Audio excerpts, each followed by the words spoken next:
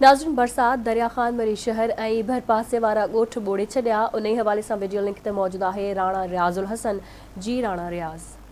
जी नाज़रीन, जी पूरी सिंध तरह दरिया खान मरी में भी गुज़रियल 20 कलाकनि खां हलंदड़ कॾहिं आस्ते कॾहिं तेज़ बरसात तबाही मचाए छॾी आहे। दरिया खान मरी जा हेठाई वारा इलाक़ा मुकम्मल तौर ते पाणी हेठि अची विया आहिनि ऐं दरिया खान मरी भरपासे वारा इलाक़ा भी मुकम्मल तौर ते पाणी हेठि आहिनि।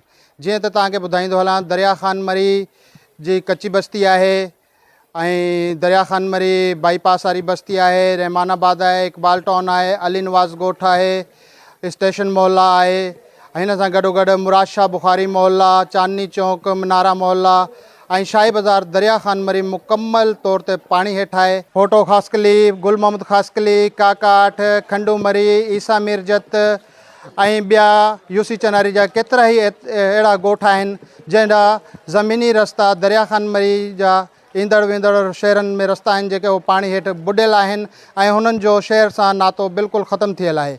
नाज़रीन, तव्हांखे मां इहो बि ॿुधाईंदो हलां जो गुज़रियल हिन बरसातनि केतिरनि ई घरनि खे नुक़सानु पहुचायो आहे ऐं केतिरा ई घर ड्रही पिया आहिनि, जंहिंजे करे ग़रीब पौरियत हारी किसान मज़दूर तबिको जेको आहे बेयारो मददगार खुले आसमान हेठि वेठल आहे ऐं इहो मज़दूर पौरियत तबिको जेको आहे रोडनि रस्तनि ऐं सरकारी इमारतुनि में पनाह वठी वेठो आहे।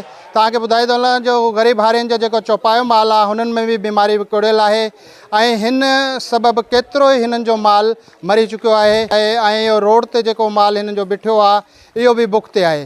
तव्हांखे ॿुधाईंदो हलां जो दरिया खान मरी ऐं हिन जे आसपास वारे इलाइक़नि में गुज़रियल 20 कलाकनि खां जेकी इहा बरसाति हली रही आहे, ग़रीब पौरियत तबिको तमामु घणो परेशान आहे। जी